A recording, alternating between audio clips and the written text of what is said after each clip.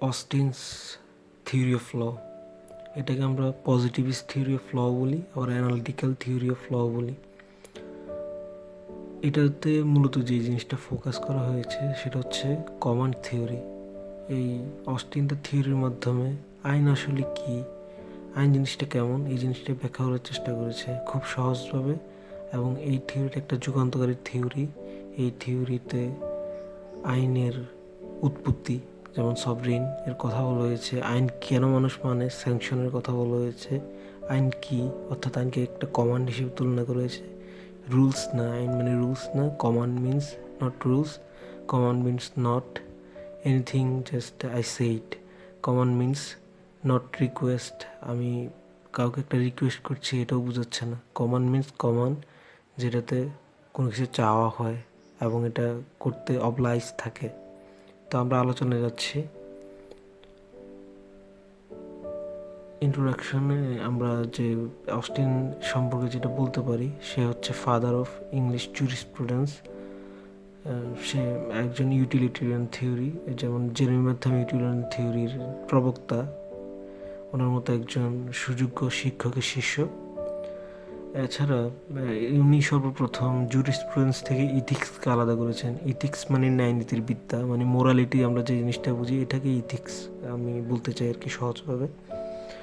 তো আগে ধারণা করা হতো, যেমন ন্যাচারাল থিওরিস্টরা বলতেন ল যদি মোরাল না হয় তাহলে এটা লই না, ল যদি জেনারেলিটি না থাকে তাহলে এটা লই না, ল যদি সবার জন্য এক না হয় তাহলে এটা লই না, ল জাস্ট হতে হবে, যদি জাস্ট না হয় ল না, এগুলো আর কি। আর তার থিওরি হচ্ছে ক্লিয়ার, সিস্টেমেটিক অ্যান্ড প্রিসাইজ। তার থিওরিটা খুবই ছোট এবং খুবই সিস্টেমেটিক ওয়েতে মাত্র 3টা কম্পোনেন্টের মাধ্যমে লকে ব্যাখ্যা করে একটা সুন্দর ধারণা, আর এটা ছোট। এখন what is law, what is law প্রশ্নের জবাব বিভিন্ন থিওরিস্ট বিভিন্নভাবে দিয়েছেন। এই যে থিওরিস্ট বিভিন্নভাবে দিয়েছেন, এটার 2টা ক্যাটাগরি আছে। কেউ বলেছেন হোয়াট ল ইজ, অর্থাৎ লটা কি, আর কেউ বলেছেন what law ought to be, লটা কি হওয়া উচিত। এই যে পজিটিভিস্ট ল থিওরি কিন্তু ব্যাখ্যা করার চেষ্টা করে what law is. What law is means কি, আইনটা কি আছে, এটা মোরাল আছে না জাস্ট জাস্ট নাই, অথবা এটা আনজাস্ট, এত কিছুর ভিতরে যাবে না। এটা শুধু চিন্তা করবে আইনটা আছে কি না, আইনের কার্যকারিতা আছে কি না। আইন যদি কার্যকর থাকে তোমাকে মানতে হবে, তুমি যদি মানতে না চাও আইনের আন্ডারে তুমি প্রোটেস্ট করো, কিন্তু আইন আইনই থাকবে এবং আইন ভঙ্গ করলে তোমার শাস্তি হবে।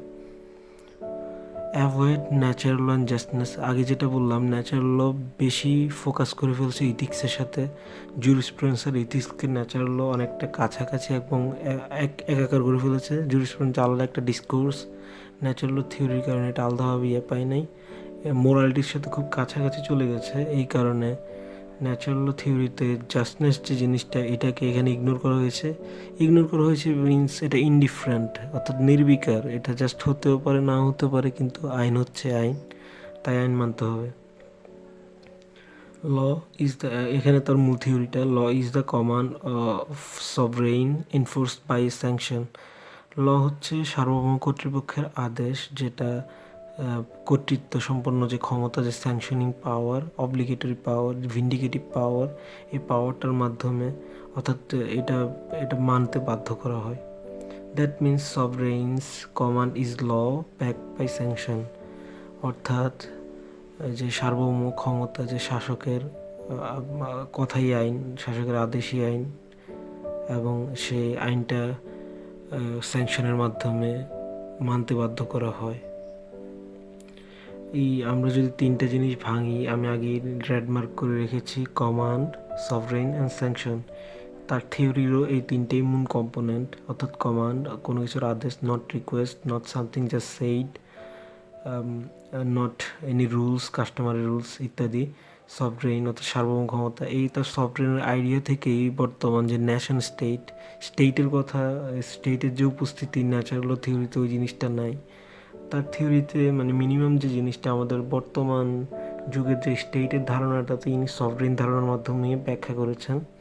আর স্যাংশন, স্যাংশন এটা আদিমকালেও ছিল, এখনও আছে, ভবিষ্যতে থাকবে। স্যাংশন না থাকলে মানুষ আইনের আওতাভুক্ত থাকবে না। কোনো কিছুকে যদি আন্ডারে আনতে হয় তাহলে স্যাংশন প্রয়োগ করতে হয়। সব ক্ষেত্রে না হলেও এটা দরকার। Command command means expression of the desire, অর্থাৎ আমি আমি যদি সফটওয়্যার হই, আমি যদি আমার একটা ইচ্ছা, আমি ইচ্ছাটা প্রকাশ করলাম, এক্সপ্রেস করলাম সবার সামনে, অফ ডিজায়ার আমার ইচ্ছার প্রকাশ করলাম, given by the superior to inferior, মানে আমি আমার উপরের ব্যক্তিকে কমান্ড করতে পারছি না, আমি আমার বসকে কমান্ড করতে পারছি না, আমি কমান্ড করতে পারবো আমার যে ইনফেরিয়র, যে আমার নিচে আছে, অধস্তন যে আমার, তাকে আমি কমান্ড করতে পারবো। আর এখন অফিসের বস যদি কোনো একটা কমান্ড করে, তাহলে এটা কি কমান্ড হবে? এটা কমান্ড হইতে পারতো, কিন্তু এটা কমান্ড হবে না, কারণ অস্টিনের যে থিওরির যে জিনিসটা, এটা হচ্ছে কমান্ড জেনারেল হতে হবে, জেনারেলিটি অফ কমান্ড, অর্থাৎ সর্বসাধারণ সবার জন্য কমান্ড হতে হবে। যদি আমি একজনকে স্পেসিফিকলি একটা জিনিস বলি, এটা তার থিওরি অনুযায়ী, মানে লয়ের থিওরি অনুযায়ী কমান্ড হবে না, আর যদি কমান্ড না হয় তাহলে ল হবে না আর কি। To general people command is command when it is generally obeyed, অর্থাৎ কমান্ড তখনই কমান্ড হবে যেটা জনসাধারণ মাধ্যমে মানা হয়। এখন কজ অফ অবিডিয়েন্স, অর্থাৎ মানা হয়, ঠিক আছে মানতেছে, কিন্তু মানার কি কারণ, এইটা এখানে তার থিওরির আলোচনার বিষয় না। এক্সেপশন অফ কমান্ড, অর্থাৎ কমান্ড যে জিনিসটা, কমান্ড কোনো কিছু আইন আসলো, আইনের অনেক জিনিস আছে, আইনের ভিতরে কমান্ডের মধ্যে পড়ে না, স্যাংশনের মধ্যে পড়ে না, সফটওয়্যারের মধ্যে পড়ে না, এগুলোকে এক্সেপশনের মাধ্যমে তিনটে জিনিস, এই তিনটে জিনিসকে এক্সেপশনের মাধ্যমে জুরিসপ্রুডেন্সের আওতায় তিনি এনেছেন। অর্থাৎ declaratory law which passed only to explain the laws in force, declaratory লতে নতুন করে কোনো কমান্ড থাকে না, এটা পূর্বের কমান্ডকেই ব্যাখ্যা করে। তো এখানে নতুন যেহেতু কোনো কমান্ড থাকছে না, তাহলে এটা ল হচ্ছে না তার থিওরি মতে, কিন্তু উনি এক্সেপশনের আন্ডারে এটাকেও জুরিসপ্রুডেন্সের আওতায় রেখেছেন। একটা হচ্ছে ইমপারফেক্ট অব্লিগেশন, অব্লিগেশন মিন্স দায়, আর ইমপারফেক্ট হচ্ছে যেটা স্যাংশনের মাধ্যমে মানানো হয় না। স্যাংশন মানি, এটা যদি না মানি, এটার জন্য যে আমার যে পানিশমেন্ট, এই জিনিসটা নাই। অনেক কিছু আছে যেটাতে পানিশমেন্ট থাকে না, কিন্তু এটা প্রচলিত। তো ইমপারফেক্ট অব্লিগেশনের আন্ডারেও ওইটা তার থিওরির আন্ডারে পড়বে। আর রিপিলিং একটা আইনকে বাতিল করে, এখানে কমান্ডের যে জিনিসটা এটা নাই। সবরিন উপস্থিত, স্যাংশনেরও জিনিসটা এটা অস্পষ্টভাবে উপস্থিত। অর্থাৎ এই তিনটে এক্সেপশনের মাধ্যমে, এক্সেপশন জুরিসপ্রুডেন্সের আওতাভুক্ত, কিন্তু তার থিওরি অনুযায়ী এটা কাজ করে না, তারপরেও জুরিসপ্রুডেন্সের আওতায় এটা পড়ে। এখন সভরেন কি? Sovereign is the sole source of right. Sole means একমাত্র, অন্য কোনো উৎস নাই। Sole source of rights and duties, তার কাছ থেকে সকল প্রকার অধিকার এবং কর্তব্যের জন্ম নেবে। এখানে অধিকার যেখান থেকে জন্ম নেয়, আমরা জানি অধিকার একজনের অধিকার একজনের কর্তব্য, কিন্তু যেখান থেকে অধিকার জন্ম নেয় সেখান থেকেই কর্তব্য জন্ম নেয়, এটা একটু কন্ট্রাডিক্টরি হয়ে যায়। তারপর এটা পর আমি আমার নেক্সট ক্লিপে আলোচনা করব সভরেনের যে ক্রিটিসিজম ওইখানে। Any person or body of person, any person means একজন ব্যক্তি হতে পারে, আর বডি অফ পার্সন মিন্স কয়েকজন ব্যক্তির সমষ্টি হতে পারে। হুম বুক অফ পিপল, অর্থাৎ যেখানে যাদেরকে অনেক লোক, অফ এ পলিটিক্যাল সোসাইটি, একটা রাষ্ট্র, পলিটিক্যাল সোসাইটি মিন্স রাষ্ট্রের, এটা এখন বেশিরভাগ ক্ষেত্রে রাষ্ট্র ইউজ না করে পলিটিক্যাল সিস্টেমকে রাষ্ট্র মডার্ন থিওরিস্টরা ব্যাখ্যা করেন। উনিও মডার্ন থিওরির আন্ডারেই পলিটিক্যাল সোসাইটি বলেছেন হ্যাবিচুয়ালি হবে, মানে নিয়মতান্ত্রিকভাবে, অর্থাৎ স্বভাবগতভাবেই মেনে চলে, অর্থাৎ কেউ তাদেরকে ডিজবে করে না।